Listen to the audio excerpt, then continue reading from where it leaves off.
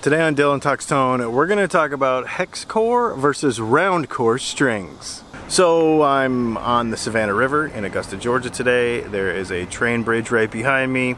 And the reason I thought about trains today is because we've been doing this acoustic guitar string experiment where I'm testing a set for a week and then swapping them out, right?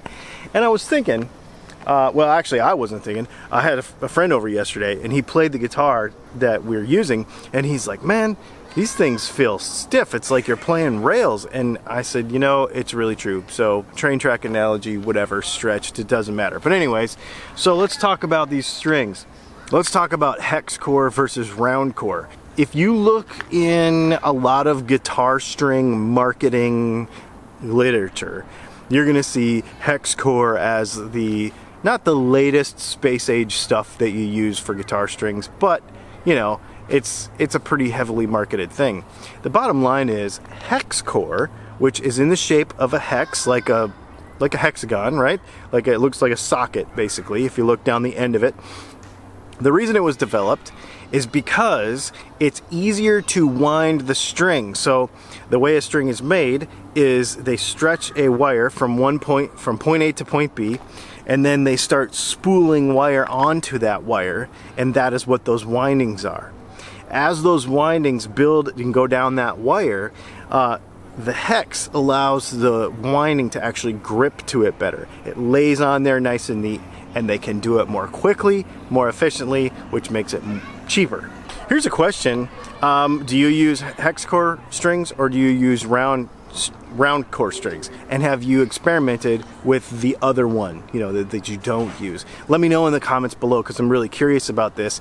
If people just, you know, buy strings because they buy them and haven't really done this level of research on hex versus round. I'm curious to know what you think. The side thing to it is it kind of changes the sound of the string a little bit. It makes it brighter, gives it more attack, because the contact points of the winding aren't all the way around a round core like they're on a round core string. So there's gives and takes to it.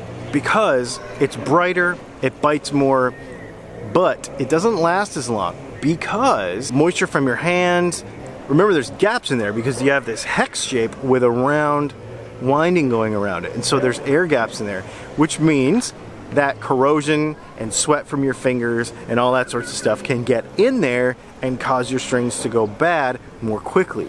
You go to a round core string now, and basically that is just the winding wrapped around a round core. And the cool part about it is it actually lasts a lot longer because you don't have those issues.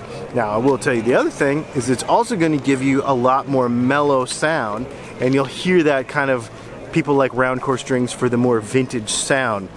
Now, because hex cores are more popular now, because they are cheaper to make, chances are that's what you're going to see on most guitar strings that you buy. I would recommend at least experimenting with hex core versus round core strings, because one very important thing that changes with hex to round, or round to hex actually, round strings are going to be more compliant under your fingers, because as you can imagine, that coil being just a round shaft will allow you, it'll be more compliant under your fingers, it'll move better.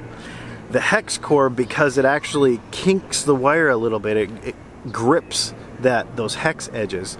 The hex core wire will actually be stiffer. The outer winding will not move as much, and so you will have a stiffer feel to your guitar strings. That's a really important thing to me. I don't like the strings to be like rails.